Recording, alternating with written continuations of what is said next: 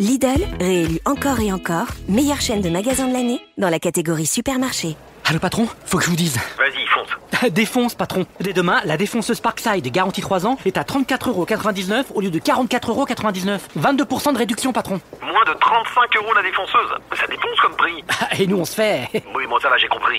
Lidl est vraiment le moins cher et vous le prouve sur lidl-est-moins-cher.fr. 50 centimes d'éco-participation, offre valable jusqu'à épuisement des stocks. Plus d'informations sur lidl.fr. Time Sport. Résultats, infos, analyse. Toute l'actualité sportive est dans Time Sport tous les jours de 20h à 21h avec Bilal Nenman sur Beurre FM. Bonsoir à tous et bienvenue sur l'antenne de Beurre FM. Voilà, 20h pétante, c'est votre horaire, l'horaire de votre quotidienne sport sur l'antenne de Beurre FM. On ce lundi 20 janvier, on va parler de quoi? On va parler ce lundi 20 janvier du retour de la fameuse Coupe d'Europe Champions League édition 2024-2025 sur cette antenne. Voilà, ça sera les avant-matchs comme promis, comme chaque semaine sur cette antenne, on revient, on retrace des matchs de légende et encore aussi toutes les infos concernant la planète sport. On parlera de l'Olympique de Marseille qui n'y arrive pas à la maison dans son entrecquet l'Orange Vélodrome.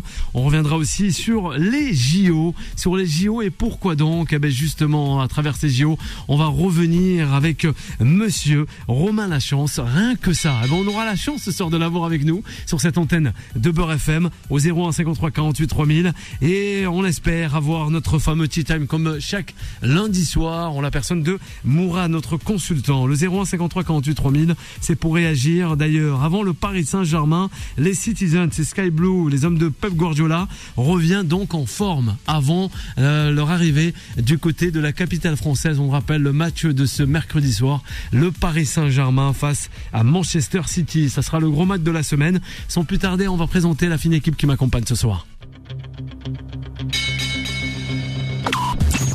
Time Sport, le ras-le-bol. Allez, ce soir, on est en compagnie de notre journaliste consultante Alison. Bonsoir Alison. Bonsoir. Comment ça va Alison? Bah écoute, ça va, il fait un peu froid mais ça va. Ouais, il fait très très froid Alison, ouais. C'est vrai. Bon, pas qu'à Paris, à peu près à travers l'Europe, même le pays, Ouais. Vraiment. Les températures, c'est assez chaud. On n'a pas le choix. Ouais, on n'a pas le choix, surtout en voiture et même en moto. On pense à eux. Surtout en moto. Ouais, surtout.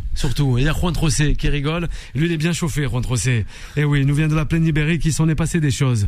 Et en voiture, on voit là, Yacine l'avait prédit, grand attaquant ce Kylian Mbappé. Il a fait le travail. Il a fait le Bonsoir. travail. Il a encore marqué avec le Real Madrid ce week-end, ce qui est quand même une bonne nouvelle puisque aussi le Real va avoir un match décisif à jouer en Champions League. Peut-être pas aussi décisif que celui du PSG, mais on verra un peu plus tard. Ouais, on va voir tout cela, c'est promis. On accueillera, Mourad, sans oublier aussi à la réalisation, c'est Solal. Solal, comment tu vas? Ça va? Buonasera a tutti, j'espère que vous allez bien, chers amis, chers auditeurs et chères auditrices. Il est 20h, 21h, votre quotidienne sportive, Time Sport sur Beurre FM. Vous avez la chance d'être accompagné pendant une heure et on va parler de nombreux sujets. Ravi de voir, comme tu le disais, la performance de Kylian Mbappé ce week-end. Mbappé, ça fait tant parler. Et franchement, c'était sur les réseaux magnifique à voir. Donc bravo à lui. Et aussi petite dédicace à SDM qui a fait taire toutes les critiques en marquant un magnifique but. Le pauvre. Magnifique crochet du droite sur Mr V qui est tombé dans sa poche. Et la frappe enchaînée. Il ne mentait pas dans ses sons, en effet, attaquant à Manchester United. Il a fait taire toutes les critiques. Il a été beaucoup critiqué quand il a joué contre l'Espagne. C'était un torrent sur Twitter. Il s'est rattrapé. C'est vrai, il s'est rattrapé. Avant de parler de l'Olympique de Marseille, allez, on va te faire plaisir contre avec Alison et avec Solal à la réalisation. Je tiens à le rappeler. Justement, c'est Kylian Mbappé. Kylian Mbappé, c'est vrai que la semaine dernière, on a été assez critique, beaucoup. Yacine nous disait, il faut lui laisser le temps. Il reviendra en boulet de canon. On tient à le rappeler, malheureusement, que les Colchoneros, avec un penalty raté du chouchou de Solal, Monsieur Griezmann, s'en est allé. Et on a perdu ce match du côté de Madrid avec les hommes de Diego Simeone. Mais Kylian Mbappé, pour le plus grand plaisir des merengues. Oui, le Kylian Mbappé qui revient, mais on l'avait déjà dit depuis plusieurs mois. Il fallait lui laisser le temps déjà de retrouver cette équipe du Real qu'il connaît pas, de jouer avec des joueurs où il n'y avait pas d'automatisme. C'est très compliqué d'arriver sur le vestiaire du Real Madrid. Et petit à petit, il commence effectivement à être performant. En Liga, il a marqué encore au début ce week-end. Le Real Madrid, c'est la réalité aujourd'hui. aujourd'hui est devant le premier de la Liga. Je crois qu'ils sont à 6 points du Barça, qui pendant toute la première partie était premier de la Liga. Donc effectivement, ce Real commence à marcher. Mais c'est le propre des grandes équipes quand ils arrivent les échéances européennes au mois de février. On parle toujours mois de janvier, février, mars. Et là, on voit le Real qui techniquement il est qualifié, enfin il est qualifié entre guillemets, pas en tant que tête de série il est dans la 3e partie du tableau, pas dans la dernière comme le PSG pour l'instant, malheureusement, mais qui a 2 matchs qui sont à leur portée pour assurer effectivement son passage en Champions League. Donc oui, le Kylian revient, ce qui est pas mal, mais c'est aussi le cas d'autres joueurs qui étaient moins performants et qui ces dernières semaines ont montré, comme Modric d'ailleurs, que même à 36 ans, ils ont toujours leur place dans l'équipe du Real. Oui, Alison, on t'écoute. Kylian Mbappé. On voit que le Real n'est jamais mort, même un Real en difficulté, même un Real avec des absents, même un Real avec lequel Ancelotti bricole. Le Real est toujours là et le Real est toujours en vie, du moins pour remporter 3 compétitions majeures. On voit qu'ils sont, Juan José l'a dit, premier de la Liga, premier devant l'Atlético Madrid à 2 points et premier devant ce Barça qui était extraordinaire en première partie de saison, mais qui lâche des points et des points. Je crois que si je me trompe pas, c'est 7 matchs sans victoire en Liga, ils ont beaucoup perdu, le FC Barcelone, mais le FC Barcelone qui est 2e en Ligue des Champions. Donc on voit aussi que c'est un paradoxe et le Real n'est jamais mort parce que en Ligue des Champions ils ont 2 matchs à venir, 2 matchs qui sont a priori abordables, même si le dernier match contre Brest il y aura bagarre quand même si éventuellement Brest est qualifié, mais on connaît la fin qu'a Brest en Ligue des Champions et ce renouveau entre guillemets du Real, comme par hasard ça coïncide avec des bonnes performances de Kylian Mbappé. Kylian Mbappé est bien, Kylian Mbappé est en jambes, enfin, on sent que sur ses premiers appuis ça redécolle, enfin, on sent qu'il est en train de retrouver de la confiance parce que je pense que physiquement ça va beaucoup mieux. On voit qu'il fait des appels en profondeur, on le voit même sur 1 ou 2 actions défendre, ce qu'on lui reprochait énormément qu'il faisait pas, c'est pas tout le temps, mais ça arrive une fois, donc il faut le souligner aussi quand il le fait. Modric est revenu et comme par hasard le Real va un peu mieux. Donc il y a quand même des sacrées coïncidences qui finalement, mis bout à bout, ne le sont plus. Donc Ancelotti bricole, mais Ancelotti y arrive finalement. Ouais. Sur la réaction avant de passer à Marseille. Et c'est aussi le nombre de points entre le Real et le Barça. C'est fou de se dire que le meilleur Barça qu'on avait vu depuis les 5 dernières années et derrière le Real Madrid qui réalise un début de saison, voilà, on en a parlé pendant longtemps, assez mitigé, beaucoup de points d'interrogation sur les performances du Real de Madrid dans ce début de saison, mais au final quand on fait les comptes ils sont premiers de Liga. Je trouve ça affolant. Il y a un cas sur lequel je me suis plus attardé que d'habitude, c'est ce joueur qui nous fera jamais oublier le talent de Toni Kroos, à des postes ou en tout cas des positionnements sur le terrain qui peuvent ressembler à l'ancien international allemand, mais Valverde, je trouve qu'il a une plus-value, en tout cas qu'il ajoute, mais quelque chose il a son poste, de magique. Non mais vraiment dans cette équipe là on le voit en termes de statistiques, c'est affolant. Je crois que sur les 8 buts de cette saison il en met 6 d'en dehors de la surface. C'est un joueur qui est assez calme dans ses prises de ballon, mais qui a un esprit tueur qui me rappelle vraiment le milieu de terrain allemand Toni Kroos. Et c'est fou de se dire aussi que voilà des joueurs comme ça qui étaient des joueurs de substitution, des remplaçants tels que Valverde, Vasquez deviennent aujourd'hui des clés qui sont de mieux en mieux huilées dans cette équipe du Real.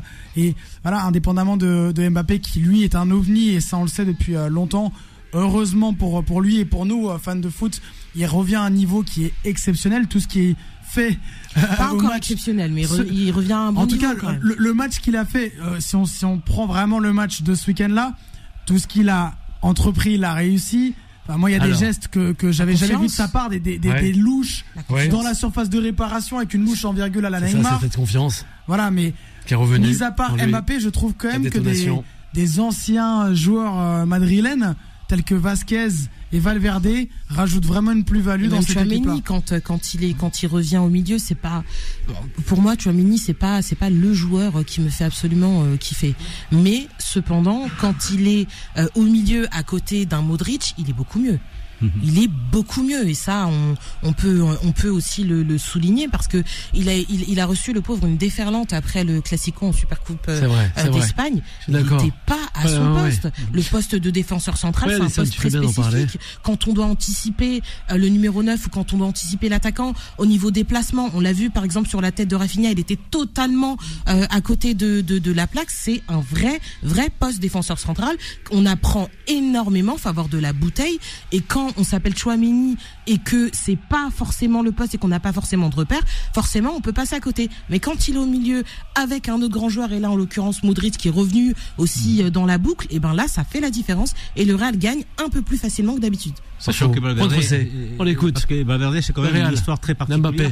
Vous savez qu'il a débuté pas avec le Real Madrid, mais avec le Castilla en 12e division, en 3e même division. Puisque il est arrivé assez jeune du côté du Real Madrid, ils sont allés le recruter, et donc il a été formé dans les divisions inférieures du Real, et c'est à partir de 2018 où il a intégré la première équipe, sachant justement que son rôle pour l'équipe dirigeante du Real Madrid, c'était les moments venus de pouvoir remplacer un Toni Kroos ou un Modric. Donc ça se prépare. On a beaucoup comparé les grands clubs européens, mais au Real Madrid les choses se préparent longtemps à l'avance, et le cas de Valverde est un cas très précis, puisque encore une fois il a commencé avec l'équipe B avant d'intégrer 2 ans après l'équipe première. D'ailleurs, rappelez que Vinicius aussi, quand il est arrivé, et vous savez qu'il ne pouvait pas sortir du Brésil tant qu'il n'avait pas 18 ans, ses premiers matchs il les a fait avec l'équipe B et pas avec l'équipe A. Donc ça se prépare comme ça un grand club, et vous préparez comme ça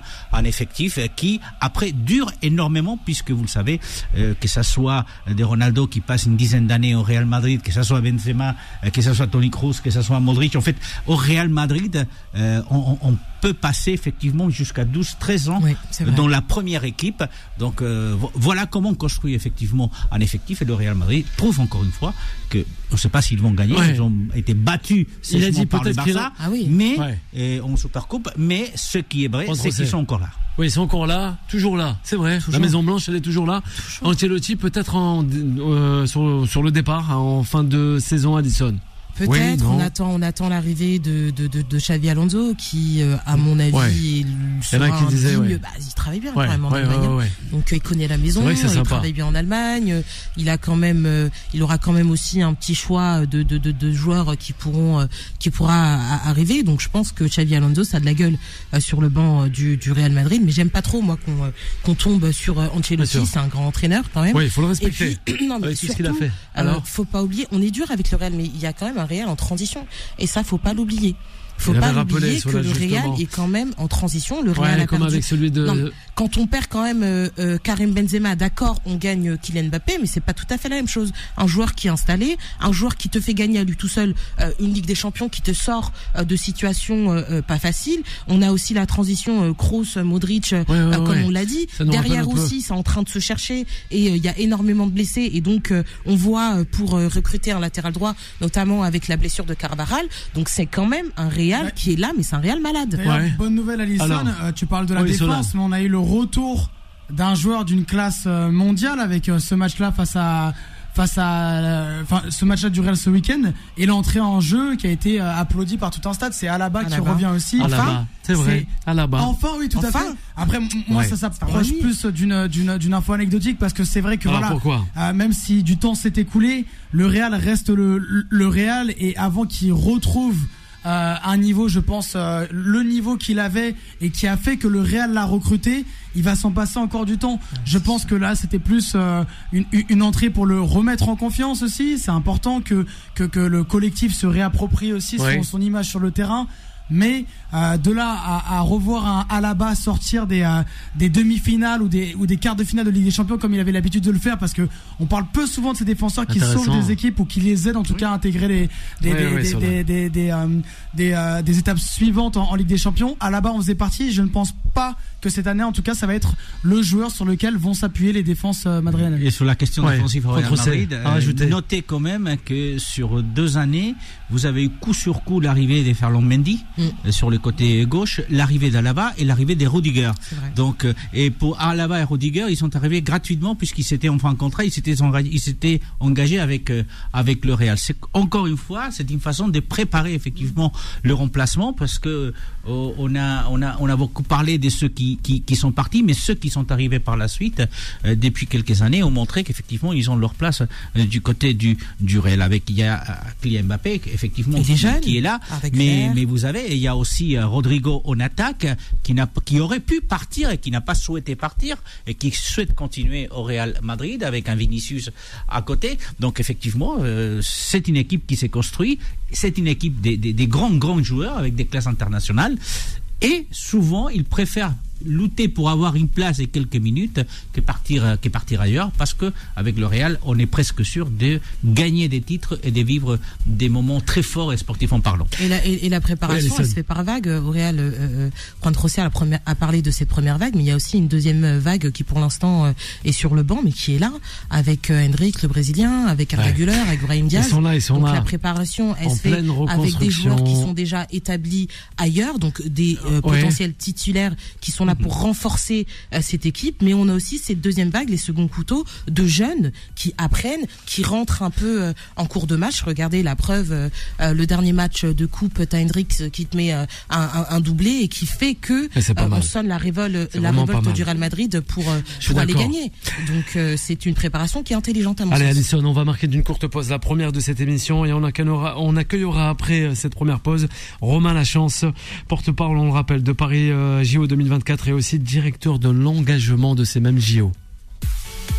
Time Sport revient dans un instant. 20h, 21h, Time Sport avec Bilal Nenman sur Beurre FM. Et de retour sur l'antenne de Beurre FM, 20h17. Et oui, on a parlé du Real Madrid avec Alison qui est autour de cette table et qui m'accompagne jusqu'à 21h avec Juan José, sans oublier à la réalisation c'est Solal au 01 53 48 3000. Si vous voulez réagir justement, Alison a nous parlé de ce Real Madrid en transition. Solal l'avait énuméré dernièrement, c'était concernant le Real de 2009-2008 quand les Galactiques s'en est allé et on a vu des Kaka, des CR7 venir et là il était en pleine reconstruction ce club-là et c'était magnifique et tout bien dit. Voilà, Solal et aussi notre journaliste Alison. Alors on accueille comme il se doit notre invité de ce soir. Time Sport. The Special One. Romain Lachance qui est avec nous. On le rappelle, qui est Monsieur Lachance, porte-parole de Paris JO 2024 et aussi directeur de l'engagement. Romain Lachance, c'est un monsieur qui a été au cœur des décisions qui ont transformé cet événement, si on peut le dire, en événement historique. Et aussi de ce magnifique livre, cet ouvrage qui sort dans toutes les librairies et les points de vente habituels, de la France qui râle à la France qui gagne, aux éditions Fayard, avec tout de même un préface d'un certain Teddy Riner. Bonsoir Romain, comment ça va? Bonsoir, très très bien, merci à vous. Alors justement, de la France qui râle à la France qui gagne, c'est JO Paris 2024. Bon ou pas bon Romain? Il faudrait être vraiment difficile pour dire que c'était pas un succès. Donc non, très très bon, on est très content avec Tony Estanguet, avec le président. Je crois qu'il y a eu un sondage juste après où 75% des Français estimaient que c'était une vraie fête populaire, c'est ce qu'on voulait, donc très très beau. Et bon, parce que aussi c'était un succès collectif, voilà. C'est pas le succès uniquement des 4200 salariés du comité d'organisation, mais c'était un succès collectif parce que on pense qu'il y a eu un désir collectif à un moment donné que de faire briller la France aux yeux du monde entier, voilà. On a une réaction avec Alison et Juan José. Bonjour Romain, c'est Juan José au micro. Ouais. Alors, de la France qui râle à la France qui gagne, vous racontez les coulisses en quelque sorte, une partie des coulisses des Jeux Olympiques, livre qui sortira mercredi prochain, le 22 en librairie. Mais surtout, ce qu'il faudrait peut-être expliquer, c'est que les Jeux Olympiques de Paris 2024, ce n'est pas que Paris 2024. Vous avez passé 9 ans à travailler pour ces Jeux Olympiques puisque vous avez intégré la première équipe des candidatures. C'était en 2015. Ça a été un parcours du combattant jusqu'à 2007. Et puis, effectivement, il y a eu la préparation des Jeux. Donc, un long parcours qui a été le vôtre et celle de l'équipe qui vous a accompagné tout au long de ces 9 ans. Ouais, tout à fait. Ouais, c'est vrai que ça a commencé il y a 9 ans et c'est aussi un peu pour ça que j'ai écrit ce livre. Parce que j'avais peur de cette nostalgie d'après les Jeux. Je me suis demandé ce que j'allais faire après. Je voulais laisser peut-être aussi une petite trace écrite à mes enfants, quelque part, parce que je pouvais pas tout leur raconter non plus. Et moi, mon rôle, c'était de mobiliser les Français, de faire en sorte qu'il y ait une ferveur nationale. Et comme vous l'avez dit, pas uniquement à Paris. Et comment on fait, comment on a fait en sorte que Paris 2024 se transforme en France 2024. Donc c'était mon rôle. Donc on a créé plein de dispositifs différents pour ça. Et notamment un label qui s'appelait Terre de Jeux 2024. On a eu plus de 5000 villes labellisées qui ont organisé 50 000 événements pendant 5 ans partout en France. Imaginez-vous juste, à Londres en 2012, pour les Jeux Olympiques de Londres, ils avaient créé un label aussi. 18 mois avant, ils avaient organisé 1800 événements. Nous, on en a eu 50 000. Donc vous voyez un peu ce qu'on a réussi aussi à faire collectivement. On poursuit avec Alison. Romain Lachance. Justement, Romain, je voulais savoir comment on crée ces témoins. C'est-à-dire que au-delà des terres de jeu, comment on crée les mois? On crée les mois en annonçant qu'il y aura des stars internationales à l'ouverture des JO. On crée les mois via des ambassadeurs, par exemple comme Teddy Riner, qui a fait un travail remarquable et de fond. On voit ce qu'a fait Teddy Riner, mais est-ce que vous pouvez nous raconter un petit peu ce qu'il a fait en coulisses? Ouais, cet engagement, justement, le directeur de l'engagement, si vous pouvez le rappeler aussi. Oui. Ouais, non, mais Teddy, il a été juste exemplaire. Donc, il n'a pas uniquement écrit la préface du livre. J'ai la postface aussi de Tony Estanguet, d'ailleurs. Mais non, il a été incroyable, mais comme plein d'autres athlètes. Donc, je l'ai pris parce que c'est un ami et que je le connais bien. Et il nous a aidés dès la première heure, en fait. En 2015, il nous a tout de suite aidés. Moi, ce que j'essaye d'expliquer dans ce livre déjà, c'est que, au jour où la France est plutôt morose aujourd'hui, c'est que, regardez, il y a juste 6 mois, c'était il n'y a pas très longtemps, on a tous organisé le plus gros événement planétaire et c'était un vrai succès. Voilà. Et pour ça, il y a eu effectivement du travail. Donc vous me demandez est-ce qu'il y a eu un peu de magie ou pas. Alors moi je dis tout le temps, mais arrêtez avec la magie, j'en peux plus de la magie des jeux. Je pense qu'évidemment il y a un produit qui est assez chouette et avec des ingrédients qui sont assez incroyables au jeu, mais tout dépend de ce qu'on en a fait. Et nous avec Tony Estanguet, on a travaillé pendant 9 ans en fait sur ces ingrédients-là. Alors voilà, il y a une vision qui a été posée au début. Notre vision, c'était comment on se sert de cet événement pour mettre plus de sport dans la vie des Français. Donc à chaque fois, on avait ça en tête. Le deuxième ingrédient, quelque part, c'était avoir une ambition assez forte sur tous les ingrédients, sur les cérémonies d'ouverture qui étaient pour la première fois hors stade, sur les épreuves qui étaient dans les villes. Vous avez vu les images qui étaient complètement dingues. Cette épreuve du grand public, la première fois que les gens pouvaient faire une épreuve grand public au jeu. Donc c'était le marathon pour tous. Les zones de célébration aussi qu'on a voulu ouvertes à tous et beaucoup étaient gratuites. Et puis après on a été, je pense, audacieux quelque part. On a réussi à oser, à maintenir le cap. Quand tout le monde disait à Tony Estanguet que c'était impossible d'organiser la cérémonie d'ouverture sur la scène parce qu'il y avait des problèmes de sécurité, c'était trop complexe. C'était compliqué de maintenir le cap pour lui, quoi. Ça aurait été beaucoup plus simple de dire ouais, ok, on a un plan B. Mais à partir du moment où vous annoncez le plan B, il n'y a plus de plan A, quoi. C'est le plan B. Donc, il a réussi à maintenir le cap et je pense que toutes les équipes, quelque part, chacun dans leur domaine, ont réussi à faire ça. Et puis après, voilà, ce que vous avez dit, en fait, on a, je pense, réussi à partager avec le maximum de Français ces jeux.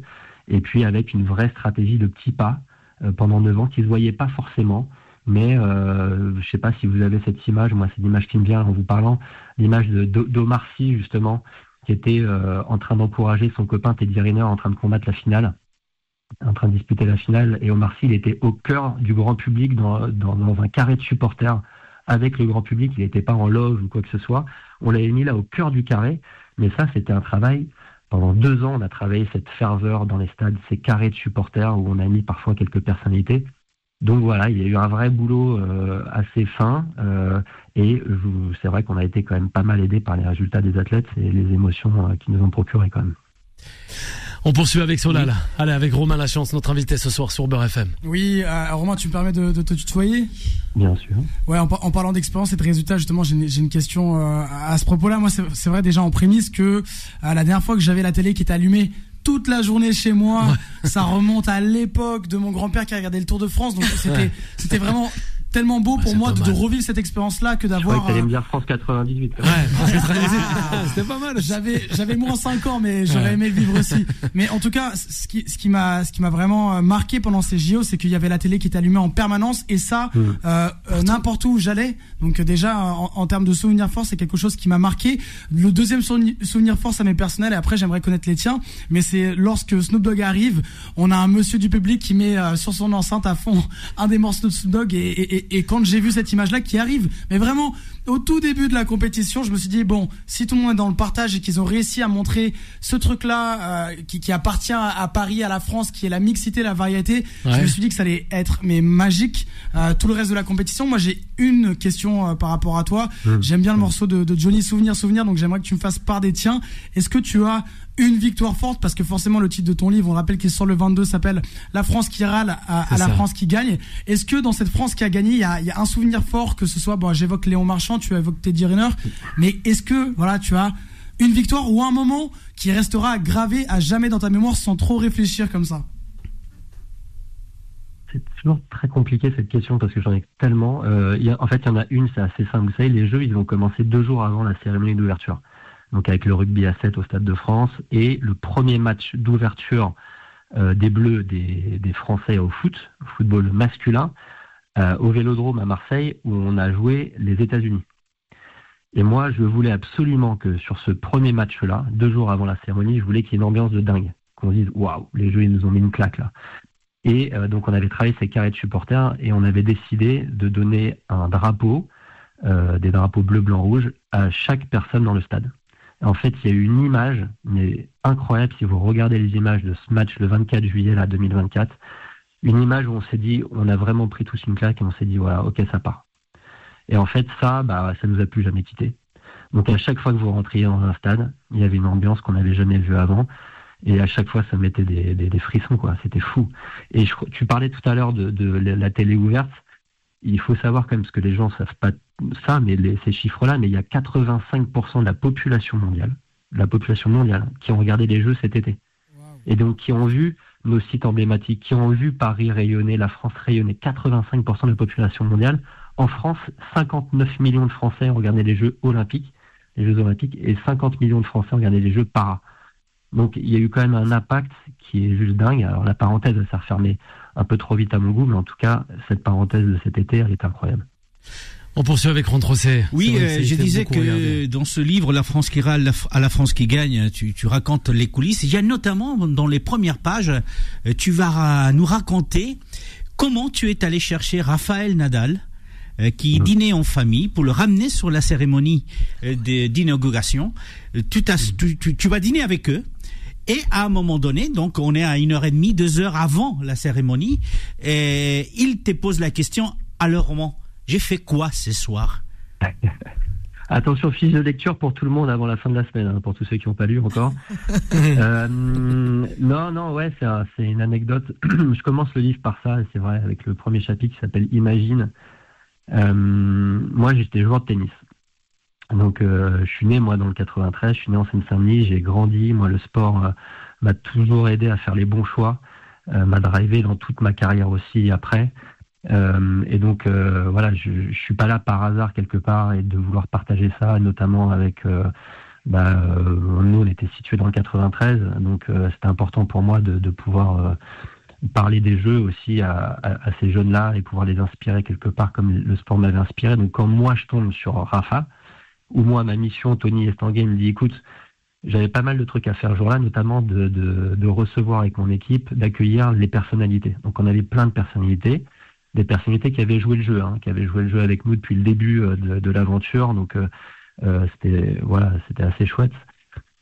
Et moi, en plus de ça, ma mission, c'était au milieu de la cérémonie, c'était d'aller chercher Rafael Nadal, qui ne défilait pas avec la délégation espagnole, qui était à 400 mètres du Trocadéro, à pied, alors qu'il pleuvait des cordes, et qui venait de se blesser à la cuisse le jour même, alors qu'il allait jouer le lendemain pour les Jeux.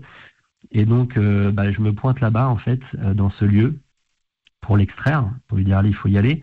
Et en fait, j'arrive au plein milieu de leur dîner de famille, donc ils sont une douzaine. Et comme c'est à l'espagnol, c'est l'auberge espagnole, ils me demandent de m'asseoir et de dîner avec eux. Et donc je me retrouve au milieu du dîner, à boire un coup, etc., à côté de Rafa, avec ses parents qui parlent ni anglais ni français. Moi je parle pas espagnol, donc c'était plutôt comique. Et je pense à mes collègues qui sont en train de se faire saucer dehors, à moi qui suis en train de manger, de dîner avec Rafa Nadal. Je me dis mais c'est complètement incroyable cette histoire. Et tout d'un coup j'ai une espèce de vent de panique parce que l'heure avance et que je me dis on va être en retard. Et tout ce que les gens vont retenir, il y avait quand même 1 milliard de téléspectateurs, c'est que Zidane il était tout seul, il n'avait personne à qui donner la torche parce que Rafa Nadal était à la bourre parce que le directeur de l'engagement a dîné avec lui, quoi. Donc j'ai eu une espèce de vent de panique, et effectivement là je pense qu'il a dû sentir, et on a commencé à discuter, et il savait pas exactement ce qu'il allait faire. Tony Estanguet avait effectivement pris le soin de tout cacher, donc personne savait exactement sa mission, chaque athlète. Et donc Rafa, j'ai dû lui expliquer à ce moment-là, dire tu sais que tu vas porter la flamme, voilà qui va te la donner, c'est Zizou qui va te la donner. Devant tout le monde, ça va être un moment dingue, et tu vas être le capitaine de l'équipe internationale, le capitaine des légendes. Et dans les légendes, il y a Serena Williams, il y avait qui, vous vous souvenez, il y avait le sprinter, j'ai oublié les noms. Carl Lewis. Il y avait Carl Lewis, oui. Merci. Il y avait Carl Lewis, Nadia Comaneci. Voilà, la Roumaine. Comaneci, c'est ça. Exactement. Et le moment est du coup assez... Donc on arrive à l'heure, juste à l'heure. Mais effectivement, si vous lisez le livre, l'anecdote elle est assez marrante parce que je me retrouve au bout de 50 mètres avec à extraire Rafa Nadal au milieu du monde, et je suis escorté par 50 policiers alors que j'en avais demandé qu'un, et en fait il y a 50 CRS qui nous escortent, où je me retrouve à pousser la poussette du bébé de Rafa Nadal qui voulait venir avec nous. Enfin, l'image elle est assez drôle. Voilà. Oui. J'ai juste une autre question sur un autre moment très, pas anecdotique, mais qui est très touchant. C'est ce déplacement que tu fais avec Teddy Riner, voir l'équipe de France à Clairefontaine, où Teddy Riner va menacer l'équipe de France s'ils ne font une certaine chose. Ouais, c'est vrai que en fait on a eu une phase de candidature. Vous vous souvenez, en 2015, on nous a pas donné les Jeux, on a candidaté pendant 2 ans. Donc il fallait qu'on ait un soutien. On était face à Los Angeles, etc., qui ont des Jeux de 2028, et donc il fallait qu'on ait un soutien du grand public et des athlètes français. Et parmi les athlètes, il fallait absolument qu'on ait les footballeurs, puisque c'était important. Et les footballeurs français étaient à Clairefontaine pour un rassemblement. Ils avaient un match, je crois, 3-4 jours après. Et puis, on a contacté Didier Deschamps, et puis on est allé avec Teddy et Jean-Philippe Gatien, le directeur des sports à l'époque. Et puis, on avait créé un geste avec les doigts, un geste Paris 2024 qui représente la Tour Eiffel. Quand vous rassemblez les doigts, les index, ça représente la Tour Eiffel. Et c'était un peu notre geste de ralliement. Et on utilisait beaucoup ce geste sur les réseaux sociaux pour dire, en gros, moi je suis ambassadeur de Paris 2024. Et donc j'ai dit à Teddy, mais en fait t'as qu'un truc à faire ce soir, c'est de les menacer pour leur faire comprendre qu'il faut qu'ils le fassent au prochain but qui marque pour l'équipe de France. La célébration, ça doit être ce geste, quoi. Bon, j'y vais un peu au bluff, puis on rigolait un peu. Et en fait, Teddy le fait, mais il le fait hyper bien. Puis quand vous avez un gars de 2m04 qui fait ça en face de vous, même si vous appelez Kylian Mbappé, c'est toujours impressionnant. C'était d'ailleurs la première sélection de Kylian Mbappé 3-4 jours après. Et donc il leur explique ça. Bon voilà, 3-4 jours se passent. Moi, j'y crois pas trop, mais je regarde la télé quand même, on sait jamais. Et là, un certain Olivier Giroud marque 1 but, 2 buts, et sur les 2 buts, il regarde la caméra sur TF1 et il fait ce geste Paris 2024 pour montrer son soutien. Et là, on se dit waouh, en fait, le truc est dingue, quoi. Et ça part de là. Et après, tous les athlètes, même dans le monde entier, ont fait ce geste. Voilà. Oui, Alison, on poursuit. Romain, on a avant parlé, la fin. On a parlé un peu du positif, mais dans ton titre, il y a quand même la France qui râle. Donc, est-ce que tu peux nous raconter, par exemple, une difficulté à laquelle tu as fait face, où tu t'es dit, en tout cas, post-Jeux Olympiques, si je fais ça, si on met ça en place, ça va râler, on va pas nous suivre et l'engagement sera très difficile. Et là, tu t'es regardé et tu t'es dit, mince, j'y arriverai pas.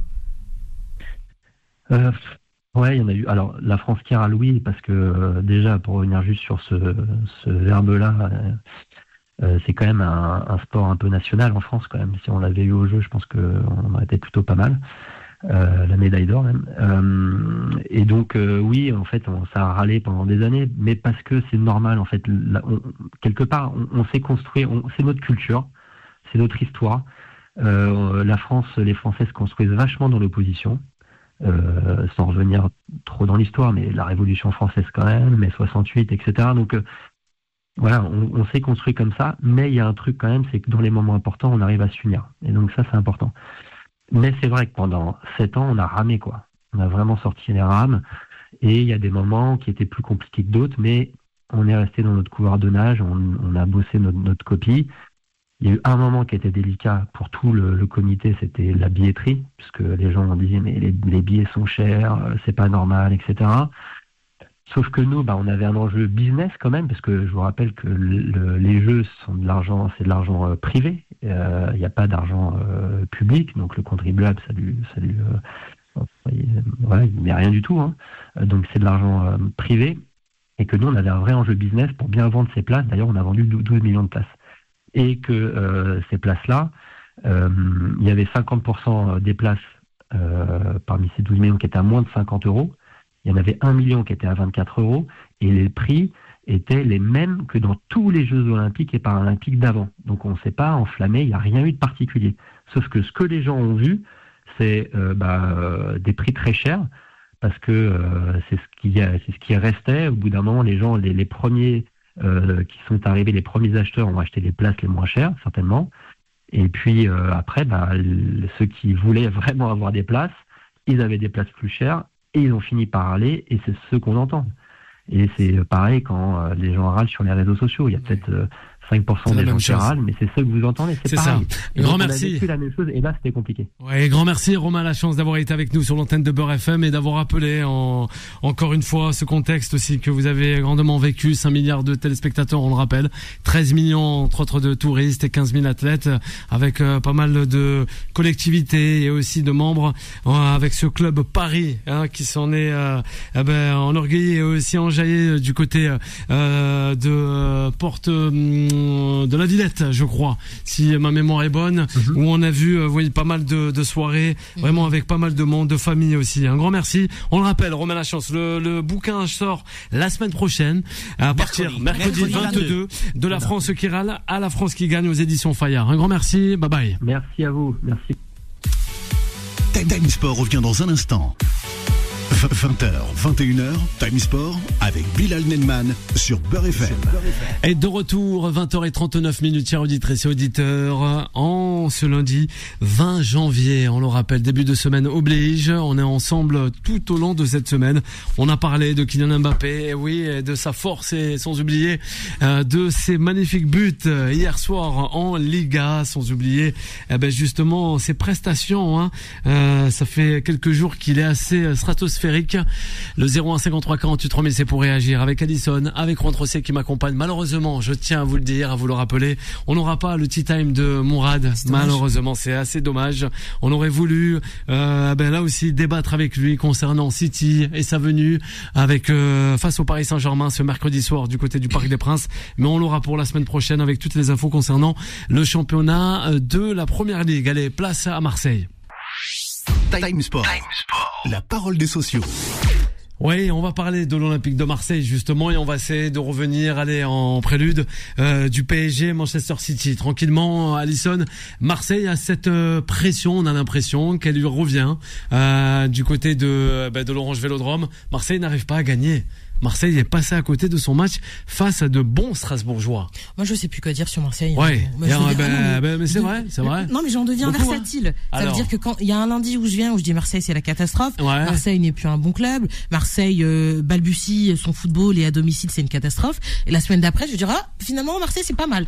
Peut-être que le prochain match à domicile, il y aura quelque chose. Non, il n'y a jamais rien à domicile. Voilà, c'est Marseille. Ça perdure pas. Face à une équipe de Strasbourg qui était bien, qui était en place, qui a su jouer, qui a posé des difficultés difficulté à cette équipe de Marseille, mais encore une fois, on voit rien du côté de Marseille. Ça propose rien du côté de Marseille. C'est redondant. C'est triste, hein. Du côté de Marseille. Non, mais c'est plus que triste. Ouais. C'est lamentable. Ouais. Quand on s'appelle l'Olympique de Marseille, qu'on prétend toujours on dit qu'il y avait aussi avoir des fautes d'arbitrage. La seule Ligue des Champions, etc.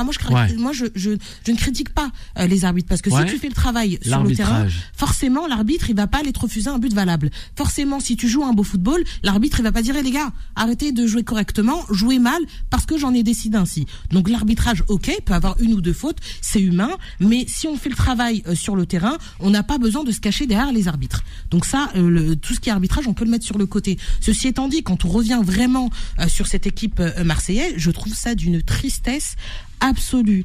Le Vélodrome, l'Orange Vélodrome, c'est un bouillon cette année. Les supporters, ça c'est toujours complet, c'est incroyable. Je les plains. Je pense qu'en fait, on devrait mettre le stade de Marseille ailleurs pour qu'ils puissent gagner chez eux. Enfin, réellement, parce que là, cette saison, c'est une catastrophe. Dans le jeu, dans l'intensité, dans l'envie, on voit rien. Même les cadres, ils te font un match sur deux qui est correct. Il y a un moment où il y a un vrai problème quand Marseille joue à domicile. Et il faut véritablement voir ce qui se passe, parce que c'est peut-être psychologique. Il y a peut-être beaucoup trop de pression quand ils jouent chez eux, mais il y a un réel problème. Il y a un réel problème à Marseille. Un réel problème concernant l'Olympique de Marseille avec Alisson. Juan José, ça te fait sourire? Oui, parce qu'on entend Alisson et c'est vrai, on croirait voir ou parler de la dernière équipe de Ligue 1, et ce n'est que la deuxième. Hein. Oui, ce n'est que un problème. C'est un vrai problème. Je suis d'accord avec toi sur le fait qu'il y a un problème, et d'ailleurs c'était le titre justement de cette question, et de savoir, y a-t-il un problème avec l'Olympique de Marseille au Vélodrome? Oui, y a-t-il un problème? Oui, sans aucun doute, puisque en 18 journées, ils ont perdu 14 points chez eux. Alors imaginez s'ils ont perdu 14 points, et ils en ont gagné 24 à l'extérieur.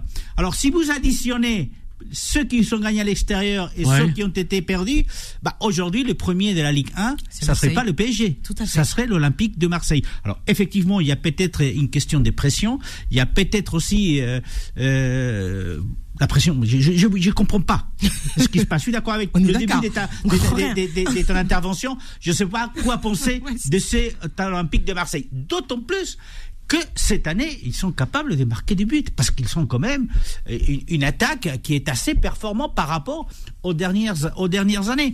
Donc j'espère qu'effectivement là on arrive au milieu de la saison, et ils vont être capables de corriger le tir au stade Vélodrome, parce que ceux qui les attendent dans les semaines à venir, c'est quand même assez compliqué. Ils vont jouer Nice, le prochain match ça va être Nice galère, hein, là aussi. À l'extérieur, donc si on suit la logique marseillaise, ils vont gagner à Nice, donc j'espère. Et puis ils vont recevoir Lyon. Donc voilà, il y a des équipes qui sont là et qui peuvent garantir déjà les stabilités au niveau de la deuxième place du championnat pour l'Olympique de Marseille. Donc effectivement, y a-t-il un problème? Oui, sans aucun doute. Tu ne peux pas être 12e en ayant perdu 14 points quand même. Énorme. Chez toi, c'est quand même 4 nuls et 2 défaites. Paris a 46 points, Marseille a 37. Hein. Voilà, donc après 32, le PSG n'a pas perdu des matchs. Mais Paris c'est au-dessus. Du PSG est largement au-dessus. Donc ok, c'est une réalité. Mais Marseille, je trouve que cette année, quand même, sont performants en attaque. Ça se voit à l'extérieur, mais ça se voit, et ils sont 12e du championnat. Donc imaginez si en plus ils jouaient bien. Alors ça serait vraiment magnifique. Ça serait le premier et haut la main en plus. Incroyable. Alisson, c'est incroyable. C'est incroyable, c'est très paradoxal. À domicile, c'est fou. C'est la première fois, je crois, dans l'histoire du club que ça joue comme ça à domicile. Que ça perd autant à domicile. Allez, peut-être il a une info sur la balancer. Pour les défaites à domicile, ça reste pour moi un éternel mystère, en tout cas pour l'instant, à moins qu'on nous explique que Jardinier a changé depuis les saisons précédentes. Pour l'instant, je sais vraiment pas ce qui se passe, mais ce qui est sûr, en tout cas, c'est que en regardant rapidement le classement de la Ligue 1, ce qui est intéressant, c'est qu'on revoit des équipes qui avaient l'habitude d'être des équipes marquantes dans l'épanouissement en tout cas de certains clubs en Ligue 1. Il y a Marseille second. Bon, voilà, on parlait de Marseille, tu le disais aussi, Juan José. On a Lille, Monaco, Nice, Lyon et Lens qui se suivent. Enfin, honnêtement, ce classement me fait beaucoup plus rêver que les saisons précédentes en Ligue 1 où c'était un peu le jeu de la balançoire ou de la balance, où lorsqu'une équipe là, quand même, c'est vrai que ça a de la gueule. Qui était, voilà, exactement. Quand une équipe qui était anciennement lanterne rouge pendant des saisons arrivait à venir troisième, on avait un Lyon qui descendait automatiquement. Et ce jeu de pendule, il a duré mais vraiment pendant plusieurs saisons.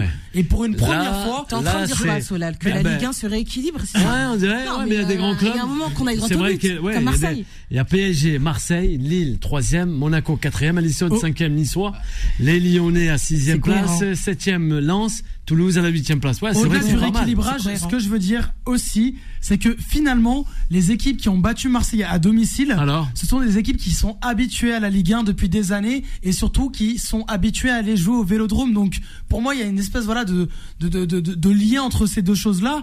Marseille 2e certes, mais il faut savoir que voilà, il y a beaucoup d'équipes qui les ont battues à domicile et qui sont à juste titre dans le top 10 de cette Ligue 1 et qui en sont anciennement des clubs qui ont déjà remporté cette Ligue 1. On va terminer cette émission avec justement vous, les auditeurs, les auditrices, et aussi Alisson et Juan José. C'est le Paris Saint-Germain qui accueille donc Manchester City, les hommes de Pep Guardiola, ce mercredi soir 21h. Et là aussi, ça va jouer. On rappelle, hier, les Sky Blues ont remporté face à Ipswich 6-0. Rien que ça. Aussi, sur leur groupe en Ligue des Champions, les Citizens sont à la 22e place, Manchester City, et le Paris Saint-Germain à la 25e place. Alisson. Deux équipes qui doivent gagner pour se sortir de cette zone. Le match en folie de ce mercredi soir. Le match en folie, et au-delà de ça, je trouve que le Paris Saint-Germain cette année n'a pas beaucoup de chance. C'est-à-dire que avant d'affronter, c'est sûr, il se réveille juste maintenant Manchester City. C'est ça, avant d'affronter l'Atlético de Madrid faisait un parcours mi-figue, mi-raisin en Liga. Le match d'avant en Liga, avant d'affronter le Paris Saint-Germain, on gagne. Résultat, on va chercher la victoire au Paris Saint-Germain. Ensuite, là, t'as Manchester City, ça fait 10 matchs, ça aligne défaite, match nul, etc. Juste avant le Paris Saint-Germain, ça gagne 6-0. Non, mais il y a un moment où les coïncidences aussi. C'est fou, c'est fou. Le PSG, toujours mal placé. C'est quand même ça. Et au-delà de ça, quand on voit la prestation qu'a livrée le Paris Saint-Germain contre Lens, le Paris Saint-Germain qui s'est fait bousculer, le Paris Saint-Germain qui est passé quand même à 2 doigts du match nul, mais a su faire le dos rond. Donc j'ai envie de prendre aussi l'aspect positif avant justement cette rencontre comme Manchester City. Ça sera le match. Non, mais ça sera l'avant-dernier match du coup de personnes qui doivent gagner, et donc ça sera un match, je l'espère, de folie. Ah ouais, match de folie. Le retour des City, c'est une très mauvaise nouvelle pour le PSG, effectivement, c'est sûr. Puisque Guardiola, dès qu'il commence à gagner, il va assez loin. Alors le résultat de ce week-end face à East Ham, c'est le 18e de la première ligue, donc ce n'est pas non plus, alors que tu lui mettes 6, ce n'est pas sans soi vraiment une info. Mais ce qui m'inquiète le plus, c'est que après Manchester, il ne leur reste qu'un seul match, et donc ça sera Stuttgart derrière. Et Stuttgart est aussi dans la queue du peloton, juste derrière le PSG. Exactement. Donc, et Stuttgart va jouer là, Bratislava. Donc, un résultat qui ne soit pas une victoire pour le PSG, c'est compliqué, peut le condamner effectivement à être directement éliminé. Donc, le PSG, peut-être qu'il est vraiment largement survole la Ligue 1, mais c'est vrai que cette année en Champions League, il a énormément de difficultés. Pour le moment, on parlait de la pression au Stade Vélodrome pour les joueurs de Marseille. Cette année, on ne comprend pas la pression que suivent les joueurs du PSG, parce que c'est incompréhensible vu le niveau de cette équipe individuelle et collective, les prestations qu'ils sont capables de faire par sa nullité. Et au-delà de ça, il y aura peut-être des absences notoires. Alors pour l'instant, c'est en ballottage favorable, mais on ne sait jamais. Hakimi et Ousmane Dembélé, il faut le rappeler. Ils se sont entraînés. Qui se sont entraînés. Pour l'instant, ça devrait démarrer titulaire, mais on l'espère. Rien n'est encore joué. On l'espère. Solal. Pour le Paris Saint-Germain. Bien sûr, pour le PSG. Alors, club français. Moi, ce qui me fait peur, surtout, les amis, c'est que on va assister à 2 équipes maîtresses en conservation. Lorsqu'on voit City, un peu avant leur déclin récent, et les capacités qu'ils ont lorsqu'ils posent le pied sur le ballon. Et le PSG quand même de cette saison, il faut le souligner, qui s'est réhabitué à faire des passes a priori. C'est plutôt ça qui moi me hante par rapport à ce match-là. Alors petite info pour ceux qui ont suivi l'actualité football et notamment Mercato, Guevara qui ne sera pas éligible aux 2 prochains matchs de Ligue des Champions et ne pourrait peut-être même pas jouer la Ligue des Champions cette année si le PSG ne se qualifie pas pour les phases de barrage, parce qu'on rappelle le PSG Ligue des Champions 2025 est soit disqualifié, soit en barrage. On est très très loin de la soulever cette année. C'est clair. C'est fou. C'est fou. Mais ce que je vous dis, c'est que de toute façon, les supporters de football en France, ils veulent voir des footballs de qualité. Ils vont avoir Lille et Brest qui vont certainement être qualifiés. Et puis, ils auront même le Real Madrid qui ira gagner sa qualification à Brest. Dans quelques jours à la fin du mois. Brest est déjà qualifié. Ils sont qualifiés. Bah oui, c'est un truc de fou quand même. Donc ils sont assurés dans le premier pour jouer les barrages. Pour l'instant, Brest est qualifié comme Liverpool, le Barça. Bien sûr. Brest est au moins assuré de jouer les barrages. Donc après à eux d'aller chercher la qualification dans le top 8. Mais Brest passera dans tous les cas. Pour le faire. Non mais c'est ça. Et au-delà de ça, Addison. juste dans un quand même c'est important de parler du conflit tactique des deux entraîneurs qui aiment inventer et réinventer le football. Là quand même on va assister à une bataille tactique de Luis Enrique et de Pep Guardiola. Donc à eux de ne rien inventer, de ne pas sortir quelque chose de leur chapeau, que Luis Enrique mette 3 attaquants qui nous fassent pas Kangili en faux neuf ou je ne sais quoi, et Guardiola qui fasse aussi sa tambouille, parce que les deux ils sont capables de sortir des compositions qu'ils n'ont jamais testées au préalable. On va revenir demain, ça sera l'avant-match avec cette rencontre mercredi soir. C'est ça, Manchester qui se déplace en terre parisienne, qui rencontrera donc le Paris Saint-Germain pour cette édition 2024-2025 de la Champions League. Un grand merci à Alison de m'avoir accompagné, sans oublier Juan Trocé à la réalisation sur la suite des programmes sur l'antenne de Beurre FM, et à demain. Retrouvez Time Sport tous les jours de 20h à 21h et en podcast sur beurrefm.net et l'appli Beurre FM.